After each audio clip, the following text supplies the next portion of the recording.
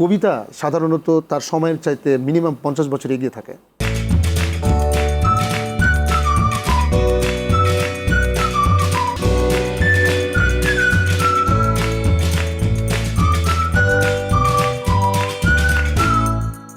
সুধী দর্শক, city bank নিবেদিত আরটিভির অক্ষরের গল্প আয়োজনে আপনাদের সকলকে স্বাগত জানাই।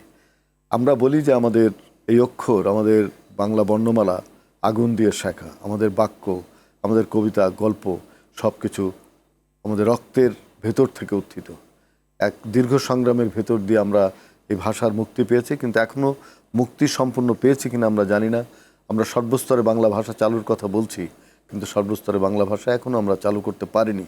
বাংলা যে প্রধান ভাষা আমাদের বাঙালি জাতির, বাংলাদেশের মানুষের, সেটিও কিন্তু এখনও আমরা সম্পূর্ণ করতে পারিনি। আমরা এখন বাংলায় কথা বলাকেও কখনো কখনো অগৌরবের মনে করি, এবং অনেক অভিজাত জায়গাতে গিয়ে আমরা দেখি যে সেখানে বাংলা ভাষার কোনো কদর নেই। ঠিক সেই সময়ে আমাদের বইমেলা হচ্ছে এবং বইমেলা নিয়ে নানা রকম কথা উঠছে, তবুও আমরা যে এবার বইমেলা করতে পেরেছি পবিত্র রমজান মাসে, সেটাও আমাদের জন্য একটা বড় পাওয়া। আমরা আমাদের আজকের এই আয়োজনে বাংলা ভাষার শূন্য দশকের একজন বিশিষ্ট কবি এসছেন। আমরা বাংলা ভাষার বর্তমান অবস্থা, কবিতার অবস্থা, অন্যান্য লেখালেখির অবস্থা নিয়ে কথা বলবো। আছেন বিশিষ্ট কবি জুয়েল মুস্তাফিজ। কেমন আছো জুয়েল? জি, ভালো আছে। জুয়েল আমাদের অনুজ, আমিও লেখালেখি করি, এই জন্য জুয়েলের সঙ্গে আমার একটা অন্যরকম সম্পর্ক। জুয়েলের কবিতা আমি পড়ি। একজন কবির কাজ হলো ভাষাকে বদলে দেয়া, এমন একটা ভাষা তৈরি করা। জীবনানন্দ দাশ যেটা বলছেন, কেউ যাহা শোনে নাই কোনো এক বাণী, আমি বয়ে আনি আর সব হারানো পুরনো। এই জায়গায় যেতে একজন কবিকে কি করতে হয়? কবিতার ভাষা হচ্ছে জনগোষ্ঠীর হচ্ছে মানে প্রতীক আর কি, তার তার চেহারার উন্নতির মাপকাঠিটা আমরা বলতে এটা পারি। এটা এটা একটা বিষয়। দ্বিতীয়ত হলো তাহলে ভাষা, মানে কবিতার ভাষা কিন্তু আসলে আমি মনে করি যে আমাদের জীবনযাপনের যে ভাষা, সেটাই কিন্তু কবিতার ভাষা, আলাদা কোনো কিছু না। কিন্তু সেই গভীরতম জায়গাটা যেটা আসলে বাইরে থেকে ভেতর দেখার মতো না, ভেতর থেকে ভেতর দেখা। তো কবিতার ভাষা হচ্ছে সবসময় জনগোষ্ঠীর ভেতর থেকে ভেতরটাকে দেখার চেষ্টা করে। আমরা যে ভাষায় কথা বলি, যে কবিতা মুখের কাছাকাছি, আমাদের ভাষা কথা বলার কাছাকাছি থাকে, সেই কবিতা কিন্তু আদৃত হয়, তাই না? এবং আমরা রবীন্দ্রনাথের, নজরুলের কিংবা পরবর্তীকালে যেসব কবিদের কবিতা বেঁচে আছে, আমাদের হৃদয় জাগরুক আছে, সেই সব কবিতাগুলো কিন্তু আমাদের ঠোঁটের ভাষা। আর খুব তৎসম তদ্ভবে মিলায় গুরু গম্ভীর অলংকার বহুল যে সেটা কিন্তু কোনোদিনই পাঠকের কাছে খুব বেশি সমাদৃত। আমি একটু বলি, সেটা হচ্ছে যে আমার খুব কষ্ট হচ্ছে, এটা আমি মনে করি যে এটা কবিতার ভাষা। আচ্ছা, এখন যদি যদি এরকম হয় যে ভাষা সহজ, পরিস্থিতি জটিল, তাহলে হচ্ছে মানে পরিস্থিতি যখন জটিল তখন ভাষা সহজ হওয়া উচিত।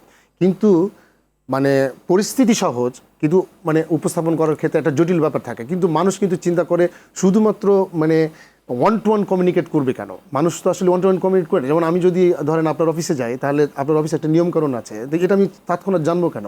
তা ভাষার মুখোমুখি তো মানুষকে হতে হয়, তাই না? এখন দুই ধরনের কবিতা হইতে পারে, যে একটা জনগোষ্ঠীর ভাষা নিয়ে কবিতা হয়, আর একটা কবিতা তো জনগোষ্ঠীকে ভাষাও দান করতে পারে। তো ফলে আসলে পাঠক তিনি সত্যিকার অর্থে তার যখন তাকে টাচ করে, তাকে যখন হচ্ছে আন্দোলিত করে, তাকে যখন আসলে অনেক ব্যথা পাইয়া দেয়, তাকে যখন অনেক খুশি করায়, তখন সে সেটা পড়বেই। আমার মনে হয় না যে কবিদের এরকম কোনো কারিশমা থাকা উচিত যে পাঠকের কাছে যাইতে হবে। আসলে কবিদের কোথাও যাওয়া উচিত না, পাঠকের কাছে যাওয়া উচিত না, নিজের কাছেও থাকা উচিত না। কবি থাকবে হচ্ছে সত্যিকার অর্থে কবিতার কাছে, যা সে জানে না। এরকম কি হয় যে আমাদের যাপিত জীবনের যে সমস্ত অংশগুলো আমরা আলো ফেলতে চাই, সেগুলো উপন্যাসে ফেলা যায়, কবিতায় ফেলা যায় না, এরকম একটা চিন্তা কিন্তু সাম্প্রতিককালে, যে জন্য উপন্যাস খুব বেশি বিক্রি হচ্ছে, কবিতার কাছে পাঠক কম যাচ্ছে। এটার একটা অভিযোগ তোলা হচ্ছে যে কবিতা দুর্বোধ্য, কবিতা হ্যান ত্যান, গদ্য কবিতার ছন্দ নেই, নানা রকম কথা বলা হচ্ছে। ফ্রিভার্স কবিদের বিরুদ্ধে অভিযোগের শেষ না, আপনি এটা একটু ভালো প্রশ্ন করেছেন। কবিতা দুর্বোধ্য, কবিতা দুর্বোধ্য হবেই, কারণ কবিতা তখন তৈরি হয় যখন জীবন দুর্বোধ্য থাকে, ফলে এটা ইয়ে না। আর উপন্যাস, হ্যাঁ, মানুষ সহজ কমিউনিকেশন থাকে, উপন্যাসের সঙ্গে গল্প থাকে, জীবন থাকে। হ্যাঁ, কবিতার মধ্যেও সেগুলো থাকে, কিন্তু সেগুলো একটা অন্য উচ্চমার্গীয় জায়গায় থাকে হয়তো। এখন কবিতার বই যে একদমই বিক্রি হয় না, পাঠক কবিতা কিনছে না, পাঠক পড়ছেও না কবিতা, এই যে অভিযোগ, এটা কি সত্য? হ্যাঁ, অনেকখানি তো এই অভিযোগ সত্য। তো সেটা কি এখন সত্য না সব সময়ের জন্য সত্য? সব সময়ের জন্যই সত্য ছিল। সব সময়ের জন্য সত্য কেন ছিল না? আপনি ধরেন বিদ্রোহী, সেটা তো বিক্রি হয়েছে কম, জীবন দাসকে পড়ছে কে কয়জন, পরে ধীরে ধীরে হয়েছে। এটা হচ্ছে আমি মনে করি যে কবিতা সাধারণত তার সময়ের চাইতে মিনিমাম 50 বছর এগিয়ে থাকে।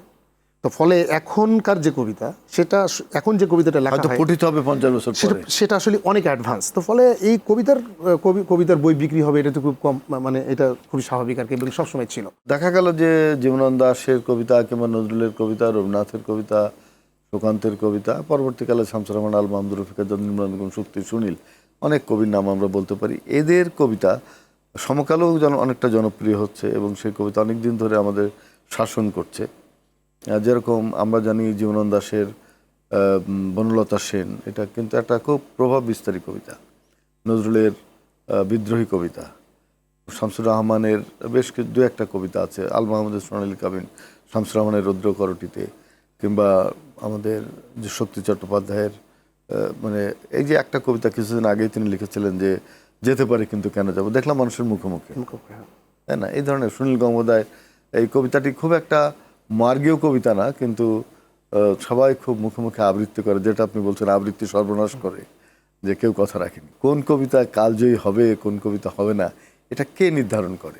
এটা আসলে সত্যিকার অর্থে সেই কবিতাটার ভেতরের শক্তিটাই কিন্তু নির্ধারণ করে। যেমন ধরেন যে সব কবিতার কথা আপনি বললেন, সত্যিকার অর্থে এগুলো অনেক মানে জনপ্রিয় কবিতা, মানুষের মুখোমুখি কবিতা, এবং এই কবিতাগুলোই কিন্তু অন্য কবিতা পড়তে প্রভাব বিস্তার করছে। মানুষ কবিতার দিকে ঝুঁকছে, হয়তো কেউ কথা রাখেনি পড়ে, কেউ বনলতা সেন পড়ে। কিন্তু দেখেন যে বনলতা সেন কত সময় লেগেছে আসলে আমাদের এখানে আসতে। হ্যাঁ, আমি মনে করি যে কবিতার কোন কবিতা টিকবে, সেই কবিতার কতটা হচ্ছে কাভার করেছে তার আগামীর সময়কে, আগামীতে যে জীবন ব্যবস্থাটা আসবে। অন্য কবিতার কথা বলছি, এবার আপনার কবিতার কথা বলি। আপনার তো একটা গদ্যের বই আর 5টা কবিতার বই, 6টা।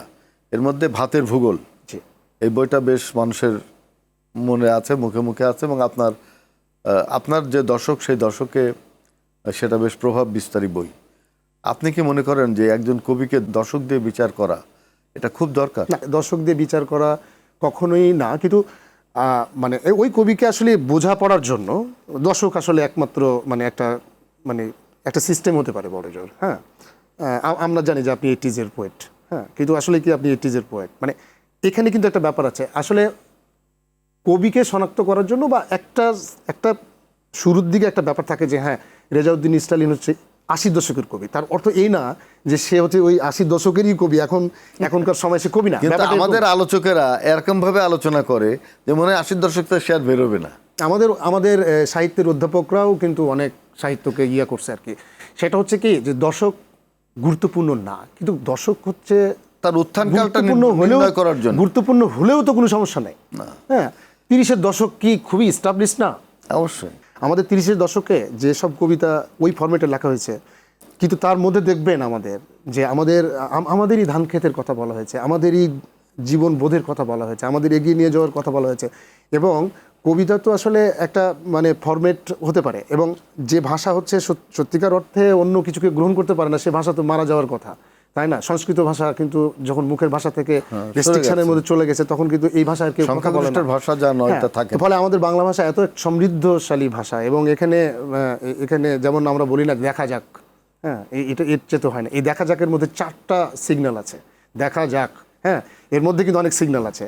তো ফলে হয় কি বহুমাত্রিকতা আছে বাংলা ভাষার মতো। মানে আমার ভাষা, আমার মায়ের ভাষা, সকলের মায়ের ভাষা শ্রেষ্ঠ, কিন্তু বাংলা ভাষা হচ্ছে একটু বেশি শ্রেষ্ঠ এই কারণে যে তারা অন্য ভাষাকে গ্রহণ করতে পারে। হ্যাঁ, 30-এর দশকে যে আমাদের পঞ্চপাণ্ডবরা যে ভাষা রীতি ব্যবহার করছে, যে স্ট্রাকচার ব্যবহার করেছে, তাতে হচ্ছে বাংলা কবিতার অনেক উপকার হয়েছে এই কারণে যে ওই ফোকাসে, ওই বাইনোকুলারে পরবর্তী কবিরা আরও বেশি কিছু বলতে পেরেছে। ঠিক ওই সময় 30-এর এবং 40-এর কিছু কবি ওদের প্রতিবাদে কবিতা রচনা করতে শুরু করেছিলেন। তার মধ্যে সুভাষ মুখোপাধ্যায়, সুকান্ত ভট্টাচার্য, দীনেশ দাস, হ্যাঁ, এরকম কিছু বামধারার কবি, গণমানুষের কবি। তাদের চিত্রকল্প, তাদের উপমা ব্যবহারের রীতিটা আবার আলাদা ছিল। যেরকম দীনেশ দাস লিখলেন, এ যুগের চাঁদ হলো কাস্তে, বাহ, তাই না?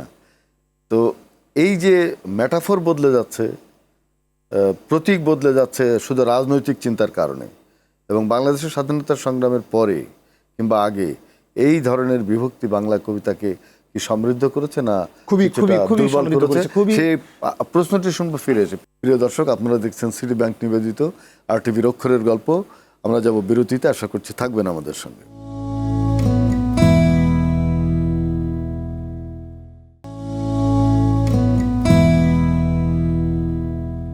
সুপ্রিয় সুধী, আপনারা দেখছেন সিটি ব্যাংক নিবেদিত RTVর অক্ষরের গল্প। আমাদের সঙ্গে আছেন কবি জুয়েল মুস্তাফিজ। খুব আলোচনা খুব একটা উঁচু পর্যায়ে চলে গেছে, সেই জায়গায় জুয়েল আমরা যেটা জিজ্ঞেস করেছিলাম হ্যাঁ সেটা বলেন। জি, আপনি বলছিলেন যে এটা কি হইলো, মানে আমাদের কবিতার মানে বিভক্তি হইলো কিনা। না, ওই ঘটনাটা, ওই পরিস্থিতিটা হওয়ার কারণে আমাদের বাংলা সাহিত্য তো অনেক উপকৃত হইলো। কারণ ওনারা যখন হচ্ছে যে অ্যাস্থেটিক্স নিয়ে আছেন ইউরোপিয়ান, তখন এখানে এসে সুভাষ মানে এখানে সুকান্তরা কিন্তু আরেকটা জিনিস তৈরি করলেন, ফলে টোটাল বাংলা কবিতা তো সমৃদ্ধ হয়েছে আমাদের এখানে। হ্যাঁ, যেরকম সুকান্ত বললেন যে ক্ষুধার রাজ্যে পৃথিবী গদ্যময়, হ্যাঁ। পূর্ণিমা চাঁদ যেন ঝলসানো রুটি। ও আবার দিনের দাস বলছে এ যুগের চাঁদ হলো কাস্তে। কিন্তু ওরা কি চাঁদকে আবার অন্যভাবে দেখছে, আমাদের 30-এর কবিরা। জীবনানন্দ বলছে মেঠো চাঁদ রয়েছে তাকিয়ে, ডায়নিয়ার বায়ে নড় নাড়া পোড়ো জমি, মাঠের ফাটল শিশুরের জল। সে আর এক ধারা, তাই না? সেখানে মানে এই যে চাঁদকেই আমরা নানা ব্যঞ্জনায় কবিতাকে, বাংলা কবিতাকে নিয়ে এসেছি। আপনি এটাকে কি একটা সমৃদ্ধির জায়গা মনে করছেন? হ্যাঁ, আমি সমৃদ্ধির জায়গা মনে করি এই কারণে যে যার যত ব্যথা, যে যেভাবে ফিল করে ততভাবে আমাদের বাংলা ভাষাটা সমৃদ্ধ হয়। আমি মনে করি চাঁদ যখন কাস্তে, তখন তো সত্যিকার অর্থে সে হচ্ছে মাঠের দিকে তাকাইছে কাস্তে, মানে আসলে আমরা চাঁদ দেখবো কেন, আমরা তো খেতে পাই না। হ্যাঁ, কাস্তে তো মানে সত্যিকার অর্থে তো শেষ পর্যন্ত তারা তাদের ব্যথার জীবন মানে যাপন করেছেন। তাদের আনন্দের যে অনুভব, সেটা তারা এইভাবে একদম জাতি জীবনের যে অস্ত্র, জাতি জীবনের অস্ত্র, সেটা আমাদের কবিতা সমৃদ্ধ হয়েছে। এবং সত্যিকার অর্থে মানে কারোর সাথে কারো কোনো বিরোধ নাই। কারণ সুভাষ বলছেন কি, সুভাষের কবিতাটা তো যার মেদিনের কবিতা, যে প্রিয় ফুল খেলবার দিন নয় অদ্য, ধ্বংসের কি অসাধারণ, আমরা কি অসাধারণ। চোখে আর স্বপ্নের নেই নীল মধ্য, কাঁট ফাটা রোদ শেখে চামড়া। এই যে এইসব কবিতাগুলো কিন্তু তখন গণমানুষকে প্লাবিত করেছে আন্দোলনের দিকে, এবং একটা শ্রেণীহীন সমাজ গঠনের ক্ষেত্রে কাজ করেছে। কবিতা তো অনেক দূর নিয়ে যায় মানুষকে, স্বপ্ন দেখায়। আমাদের যে স্বাধীনতা সংগ্রাম হয়েছে সেটা তো এমনিতে হয়নি, তাই না? বর্ণের ভাষা আন্দোলন, সেখানে আমরা লক্ষ্য করি অসংখ্য কবিতা লেখা হলো। হাসান হাফিজুর রহমান সেখানে পত্রিকা বের করলেন, সেসব আমাদের আন্দোলনের সঙ্গে যুক্ত। কবিকে কি খুব রাজনীতিমুখী হতে হয়? কবি তো এক ধরনের রাজনৈতিক পার্সনিং। কারণ সে কেন হচ্ছে চিন্তা করে, ফুল দেখার পরে কেন তার প্রেমিকার খোপার কথা মনে পড়ে, এটা তো পলিটিক্যাল। এটা হচ্ছে নান্দনিক। সে বলে যে ফুল ফুটুক না ফুটুক আজ বসন্ত। কবিকে রাজনীতির ভাষ্যকর বলতেছি না, কিন্তু আলটিমেট পলিটিক্স যেটা বলে, রাজনীতি ছাড়া তো জীবন না। এখন একটা ফুটপাতে একটা বাচ্চা কাঁদছে, এর চেয়ে বড় রাজনীতি তো কিছু নেই। তো কবি তো অবশ্যই কান্নাটা শুনে কবি। হ্যাঁ, আজকে পৃথিবী কাঁদছে, উদ্বাস্ত হচ্ছে লক্ষ লক্ষ মানুষ, না খেয়ে থাকছে, সেই কথা প্রথম কবিই বলে। সে তাদের বেদনা বহন করে কবি, আমি সেটা বিশ্বাস করি। অবশ্যই রাজনীতিবিদরা যখন তার ভাবনা শেষ করে, তখন তার পরের রাজনীতিবিদটাই হচ্ছে কবি, যিনি হচ্ছেন তাকে পথ দেখায় মূলত। কিন্তু পৃথিবী কি কবিদেরকে সেভাবে স্বীকার করে? পৃথিবী যারা চালায় তারা স্বীকার করে কিনা আপনি প্রশ্ন তুলতে পারেন, কিন্তু পৃথিবী তো সত্যিকার অর্থে কবিকে স্বীকার করে। নাহলে এত কবি অমর হতো না, নাহলে এত কবি অমর হইতো না। আমরা শুরুর দিকে আলাপ করছিলাম যে কবিতা কে পড়ে না পড়ে, এই দেখেন। আচ্ছা, আপনি বলতে পারেন যে আপনি যারা কবিতা পড়ে না বলে বলতেছি, তারা হচ্ছে তার ঘুমের মধ্যে কি ভাবে, সেটা তো আসলে সে কবিতাই পড়ে, সে তো কবিতার সঙ্গেই থাকে। তা আমরা এই যে সিস্টেমটাকে বদলাইতে হবে, কারণ কবিতা এর সামাজিক মর্যাদা বাড়াইতে হবে। আমরা দেখেন যে আমাদের এখানে কবিতা বিমুখ যারা, সাহিত্য বিমুখ যারা, তারা কি কারণে বিমুখ? তার মানে হচ্ছে তারা কবিতা সাহিত্য বিমুখ বলে যে তারা দোষের কিছু তা না। তার মানে আপনি যখন রাষ্ট্রের দায়িত্বে থাকেন, পরিচালনার দায়িত্বে থাকেন, যখন সমাজের নেতৃত্ব দেন, প্রতিনিধিত্ব করেন, তখন অবশ্যই আপনাকে এই ব্যাপারগুলোকে সামাজিক মর্যাদা বাড়াইতে হবে, যাতে এদের মধ্যে ঝুঁকে। যদি একটা ক্লাসের ছেলে সে হচ্ছে কবিতামুখী না হয়, তাকে যদি একটা মার্কের জায়গা না হয় যে না, তুমি যেহেতু কবিতা পারো না, তুমি যেহেতু নান্দনিকতার মধ্যে না, তুমি শিল্প সাহিত্য করো না, তখন কিন্তু সেটা করবে। সারাক্ষণ মোবাইলে থাকে, ঠিক আছে, মোবাইলে কবিতা থাকুক। এখন এটা বলার কিছু নাই যে কবিতা মানুষকে মানে ওই জায়গায় নিয়ে আসতে পারে না। বলছিলেন আপনি, উত্তর দিলাম আমি যে হ্যাঁ, অবশ্যই পৃথিবী কবিতাকে মনে রাখে। পৃথিবী যারা চালায় তারা মনে নাও রাখতে পারে। একটা কথা প্রচলিত আছে, জোয়ার আসরে কোনো আঙুলি মিথ্যা নয়। জোয়ার আসরে কোনো আঙুলি মিথ্যা নয়, এটা আমার প্রথম কবিতার বই। এটা আসলে মানে আমি 21 দিনে এটা লিখেছিলাম আর কি। তো যখন আমি এটা লিখতাম, তো তখন আমার মনে হইলো যে আমার এটা করা ছাড়া কোনো উপায় নাই, একেবারে হচ্ছে মানে অপরিহার্য। হ্যাঁ, আমার গা কাটা হচ্ছে। তো ল্যাঙ্গুয়েজ হচ্ছে মানে আমি যদি কবিতা লেখাটাকে পোয়েটিক্যাল সেন্টেন্স ভাবি তাহলে তো সেটা কবিতা না। কবিতা হচ্ছে যে সেই শব্দটি যে আসলে নর্মাল, যা হচ্ছে অচেনা, তারপরে হচ্ছে যে মানে আপনাকে আমি আন্দোলিত দেখি করে। কিন্তু আমি তাকে দেখি না, কিংবা এই আঙুলই আমার কাছে অচেনা। আমি এমন এক জায়গায় এমন এক শব্দ ব্যবহার করব যে আঙুলটি আমার কাছে আর নতুন অর্থে ফিরে আসবে। এবং মানুষের জীবনও কিন্তু কবিতার মতোই। দেখবেন যে এই যে আপনি এই স্টুডিও থেকে বের হয়ে যাওয়ার পর আপনি কিন্তু গ্যারান্টি দিতে পারবেন না যে আপনার এই হাতটা থাকবে কিনা। তার মানে Nobody knows. মানুষের মতো পরাবাস্তব প্রাণী আর হয়তো কিছু নেই। তো ফলে এখানকার কবিতা মানে ব্যাপারটা এরকমই। তো তাই পৃথিবীর অন্যান্য ভাষায় যে কবিতাগুলো লেখা হচ্ছে সেই তুলনায় তুল্যমূল্য বিচার করে যদি বাংলা কবিতার স্ট্যান্ডার্ডটা কীরকম? আমাদের এখানে বাংলা ভাষায় আমাদের বাংলাদেশের কবিতা আমি মনে করি অনেক অনেক উন্নত। আমাদের লেখক কবি সাহিত্যিকদেরকে নিয়ে পরিচয় করিয়ে দেওয়া পৃথিবীর অন্য ভাষাভাষীদের সঙ্গে, এবং আমাদের লেখাগুলোকে অনুবাদের মাধ্যমে পৌঁছে দেওয়া। আমাদের এখানে আমাদের মানে পাঠক এত মানুষ, এখানে বার্নস অ্যান্ড নোবেল আসতে পারে, এখানে আপনার ফেভার অ্যান্ড ফেভার আসতে পারে, পেঙ্গুইন আসতে পারে, এখানে পৃথিবীর অন্যান্য বড় বড় সংস্থার সঙ্গে জয়েন্ট ভেঞ্চার হতে পারে, কোলাবোরেশন হতে পারে, আবৃত্তির জন্য, বই প্রকাশের জন্যে, কিংবা যে কোনো ক্ষেত্রে আমরা করতে পারি, কিন্তু আমরা তো সেটা করি না। মূলত আমাদের লেখাকে বিশ্ব দরবারে পৌঁছানোর জন্য যে রাষ্ট্রীয় যে পৃষ্ঠপোষকতা দরকার সেটা কিন্তু আমি জানি না এ ধরনের কোনো প্রতিষ্ঠান আছে সেটা কিনা। বাংলা একাডেমি আছে, আন্তর্জাতিক মাতৃভাষা ইনস্টিটিউট আছে, তারা তো করতে পারে, তারা করতে পারে। তারা সেটা করছে না। তাদের করছে না কেন, সেই সীমাবদ্ধতা কি সেটাও আমাদের খতিয়ে দেখতে হবে। এটা তো খুবই জরুরি। যে লিড ফেস্ট হয়ে গেল কয়েকবার, জি, সেখানে আমি দেখেছি সেটাও সেখানে একটা সীমাবদ্ধ জায়গায় তারা কাজ করেছে।